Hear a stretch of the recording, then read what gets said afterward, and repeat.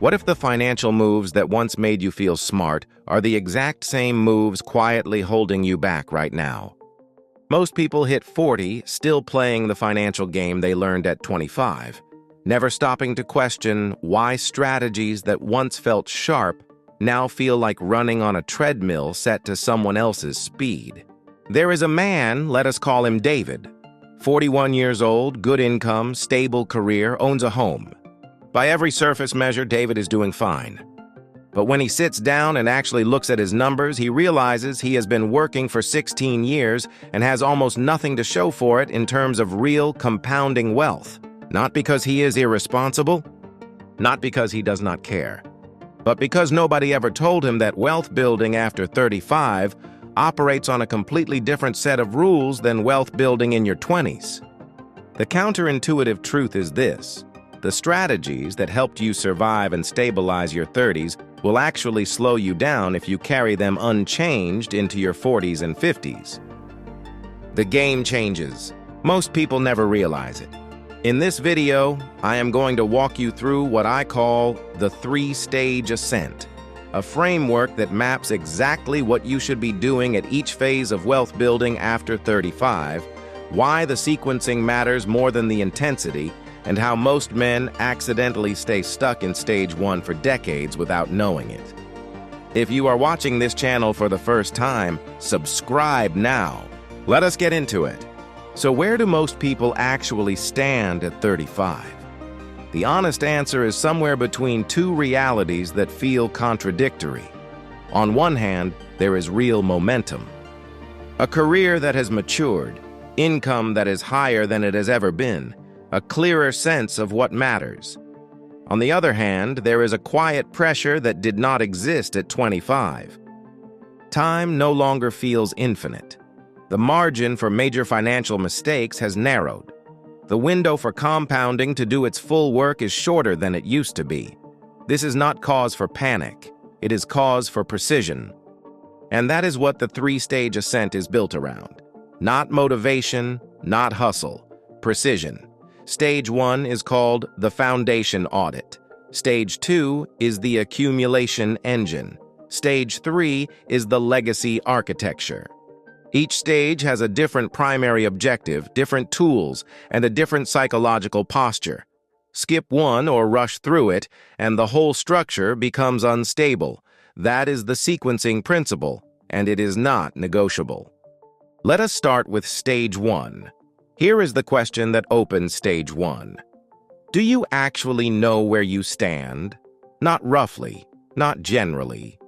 Do you know precisely what is coming in, what is going out, what you own, what you owe, and what the net trajectory of your financial life looks like in real numbers?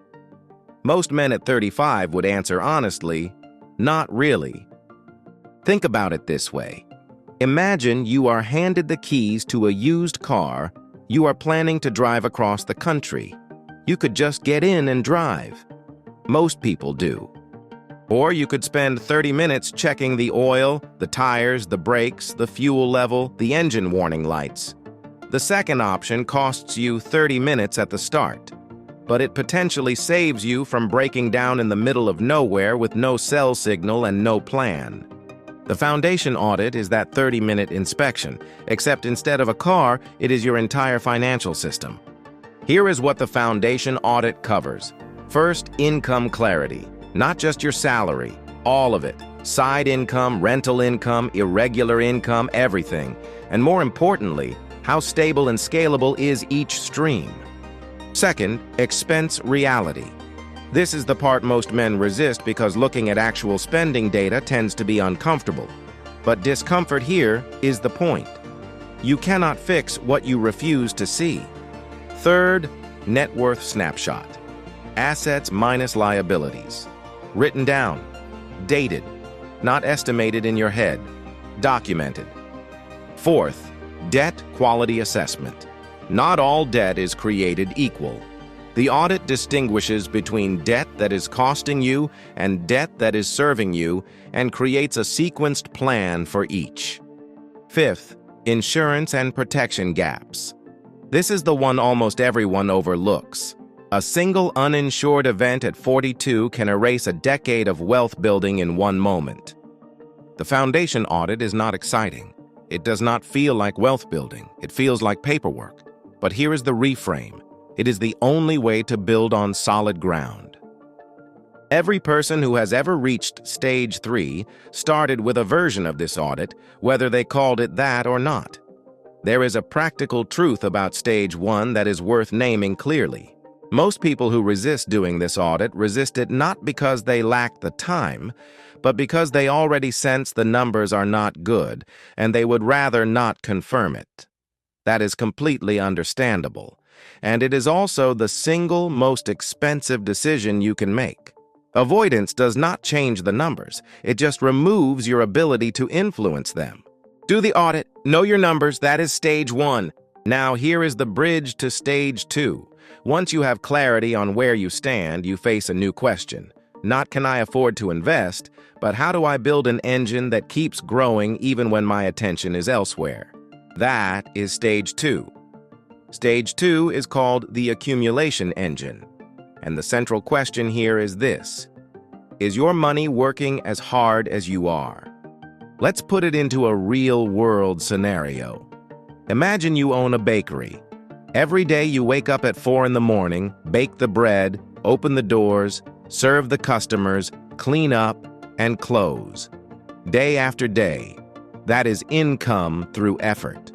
Now imagine that bakery becomes so well run that it can function with a manager and a team, and you collect the profits without being physically present every day. That transition from operator to owner is the shift stage 2 is trying to create in your financial life. The accumulation engine is not about becoming passive overnight. It is about deliberately building systems where money generates more money with decreasing dependency on your direct time and labor. Stage 2 has 5 core components. Let us go through each one. Component 1, maximize tax-advantaged accounts first. If you are not maxing out your 401k or 403b, your IRA, and potentially a health savings account if you are eligible, you are leaving compounding on the table and paying unnecessary taxes. This is not advanced strategy. This is foundational efficiency. At 35 to 55, every year you delay is disproportionately expensive because of how compounding works over time. Component 2. Build a taxable brokerage account with strategic purpose. Once tax-advantaged accounts are maxed, a taxable brokerage account gives you flexibility that retirement accounts do not. You can access it before 60, you can use it to build toward a specific goal, and you can structure it for long-term capital gains treatment rather than ordinary income rates. Component 3. Diversify income streams intentionally, not randomly, not desperately, intentionally. The people who enter stage 3 successfully almost always have more than one income stream generating meaningful money. This could be rental income, dividend income, a side business with real margin, consulting, or royalty-based income. The goal is not 10 income streams. The goal is 2 or 3 that are substantial, durable, and complementary. Component 4. Automate everything that can be automated. Automation removes willpower from the equation. Wealth building is not a willpower game. It is a systems game. Automatic transfers to investment accounts on the same day as your paycheck removes the decision from your hands and makes consistency the default rather than the effort. Component 5. Monitor and rebalance with discipline, not emotion. Markets move. Asset allocations drift. A portfolio that was appropriately balanced at 37 will not be appropriately balanced at 44 without intentional management. This does not require daily attention. It requires quarterly reviews with clear criteria and calm execution. Here is the psychological posture of stage 2. This is where most men need to slow down before they can speed up. There is a temptation in stage 2 to chase returns, to look for the investment that will compress the timeline, to find the shortcut. And this temptation is dangerous specifically because it is dressed up as ambition. It looks like initiative. It feels like progress. But chasing returns without a solid accumulation system underneath is like running hard in the wrong direction. You cover a lot of ground, none of it useful. The accumulation engine rewards patience and consistency over intensity and improvisation. That is the rule. Stay with it. And here is the bridge to stage 3. At some point in stage 2, something shifts. The numbers start to take on a different quality. The portfolio grows large enough that its growth in a single year can exceed your annual contribution. Income streams become meaningful rather than supplemental. And a new question emerges. No longer how do I build wealth, but what is this wealth actually for? That is stage 3. Stage 3 is called legacy architecture. And before you tune out thinking this is only for people with generational fortunes, let me reframe it. Legacy architecture is not exclusively about leaving money to children or grandchildren, though it can include that. It is about designing the back half of your financial life with intention. It is about answering the question that stage 2 never asks. What is the end game, and are you building toward it or just building? Here is a real-world parallel. Think about a man who spends 30 years building a house room by room. Each room is well built, quality materials, good craftsmanship, but he never had a blueprint. And at the end of 30 years, he has a house that is structurally sound, but functionally incoherent. The kitchen is across the house from the dining room. The master bedroom is on the ground floor facing the street. Every individual decision was reasonable. The overall design is a mess. Legacy architecture is the blueprint. It does not mean you have to have everything figured out at 35. It means that by the time you are in the back half of your accumulation years, you are building toward a coherent design rather than just adding rooms. Legacy architecture has 4 primary dimensions. Dimension 1, retirement income engineering. This goes beyond just having a big enough portfolio. It is about constructing a system of income sources that can support your lifestyle in retirement without requiring you to sell assets in a down market. This includes Social Security optimization, which for most people is massively under-strategized, pension coordination if applicable, withdrawal sequencing from different account types, and Roth conversion strategies that reduce your future tax burden. Dimension 2. Estate planning as a wealth tool, not just a death document. A will is the floor, not the ceiling. Trusts, beneficiary designations, and titling strategies can keep significant wealth from being consumed by probate, taxes, or family conflict. This is not morbid. This is responsible, and it is far less expensive to do correctly now than to leave it for your family to sort out under pressure later. Dimension 3. Protecting wealth with the same energy you used to build it. As net worth grows, the risk profile changes. Umbrella liability insurance, appropriate business structures, and asset protection strategies become tools of preservation rather than just fear management. Wealthy people who lose wealth usually do not lose it to bad investments. They lose it to lawsuits, divorce settlements that were poorly structured, or medical costs that were underinsured. Dimension 4, transferring values alongside assets. This is the dimension that most financial planning tools completely ignore. The research on intergenerational wealth transfer is clear and somewhat sobering. Most inherited wealth does not survive the 3rd generation. Not because the successors are irresponsible, but because the values and frameworks that created the wealth were never deliberately transferred alongside the money. Whether you are planning to pass wealth to children, support causes, or fund something larger than yourself, the intentional transmission of your financial framework is as important as the dollar amount. Here's where I want you to pause and drop a comment. Type the word "assent" in the comments below. Just that one word.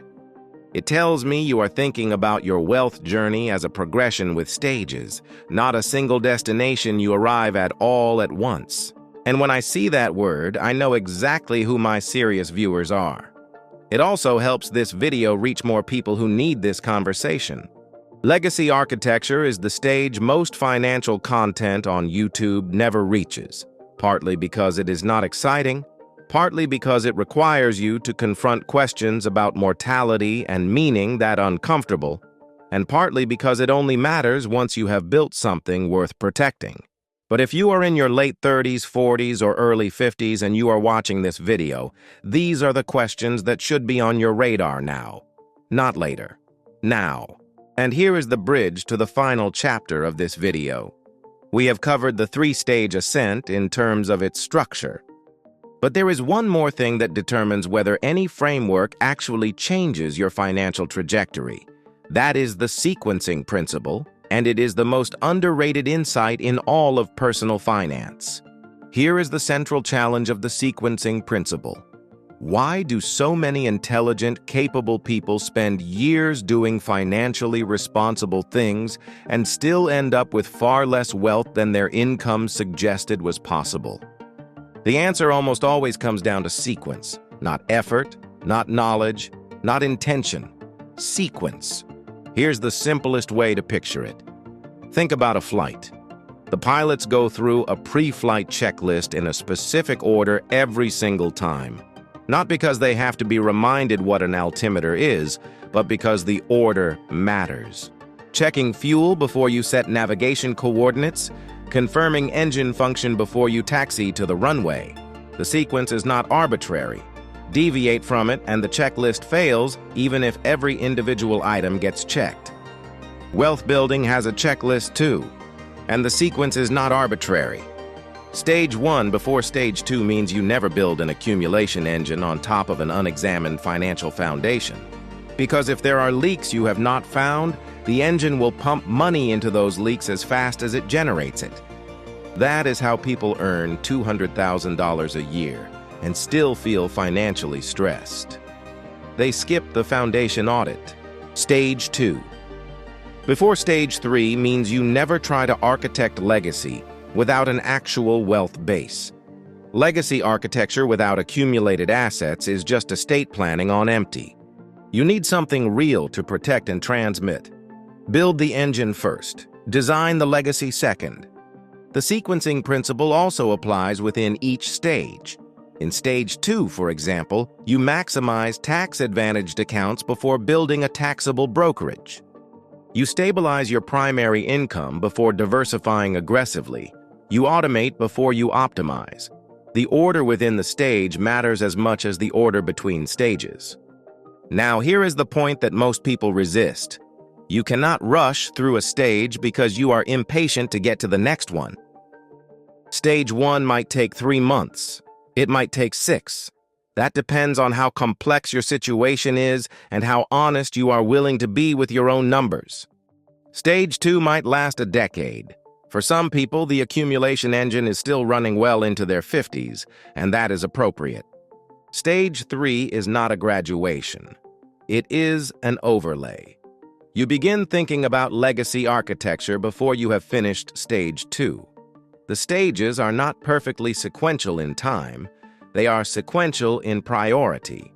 This is the insight that changes the texture of how people relate to their financial life after 35. It stops being a race to a number and starts being a deliberate construction.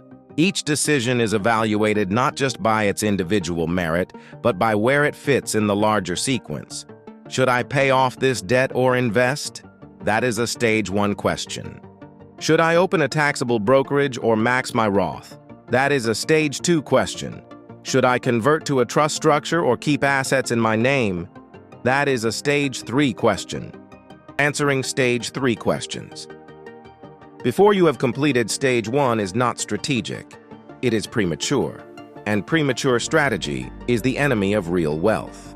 Let me also name something that does not get enough airtime in conversations like this. The emotional experience of wealth building after 35 is different from what it was in your 20s. At 25, financial optimism is almost automatic. You have time. You have energy. Mistakes feel recoverable. At 40, the psychology is more complex. There is more at stake. There are often dependents whose well-being is connected to your financial decisions. There is the weight of years of opportunity that may have been missed, and there is the particular discomfort of sitting across from a financial reality that does not match the one you expected to have at this point in your life. This is not a reason to feel behind. This is a reason to feel focused. The people who navigate this phase of life most successfully are not the ones who feel most confident. They are the ones who tolerate discomfort without being paralyzed by it. They look at the honest numbers, they sequence the work correctly, they stay consistent over time, and they do not confuse loudness with wisdom. They do not confuse excitement with insight. They trust the framework and do the work. That is the posture this channel is built for, and it is the posture the three-stage ascent is designed to support. One more thing before we close. There is a version of this conversation that ends with a list of action items and sends you off feeling temporarily motivated. That is not what this is. Temporary motivation creates temporary change. What this video is designed to create is a structural shift in how you think about your financial timeline after 35. The three-stage ascent is not a checklist you complete. It is a lens through which you evaluate every major financial decision for the rest of your working life. Where am I in the sequence? Is this decision appropriate for my current stage? Am I building on solid ground or building on assumptions? Ask those questions consistently, and the clarity they produce will do more for your wealth than any single investment tip or savings hack ever could. Before we wrap up, make sure you join the Trip to Wealth Command Center, a powerful Google Sheet system that brings your income, spending, investing, and net worth together in one clean, strategic dashboard. We're building it specifically for the way real people manage money. Think of it as your personal wealth HQ, a place to spot money leaks, uncover growth opportunities, track your investing habits, and use smart compound growth tools to see how small choices turn into long-term wealth. Join the early access list below to lock in your supporter discount. Every wealth plan needs a strategy. This is where yours starts. And there you have it, the 3 stages of wealth building after 35. Stage 1, the foundation audit, gives you the honest baseline every wealth strategy must stand on. Stage 2, the accumulation engine, builds compounding systems that work with and eventually beyond your direct effort. Stage 3, legacy architecture, designs the end game with intention so that what you build actually means something and lasts. And the sequencing principle ties all 3 together, reminding you that order is not a suggestion. It is the structure itself. Here is the philosophical reframe. Building wealth after 35 is not about catching up. It is about building correctly, one stage at a time, with full eyes and a steady hand. Your challenge today is this: identify which stage you are actually in right now, not which stage you wish you were in, and name the single most important action that stage requires of you. Write it down. Do it this week. Disclaimer: the content in this video is for educational purposes only and does not constitute financial advice. Please consult a qualified financial professional before making investment decisions. If you found value today, I highly recommend watching my next video. Do not forget to like, share, and subscribe to our channel. Also, feel free to leave your comment below, especially if this video made you think differently. I appreciate your support more than you know. Until next time, stay consistent, stay patient, and stay winning. See you in the next one, Money Magician.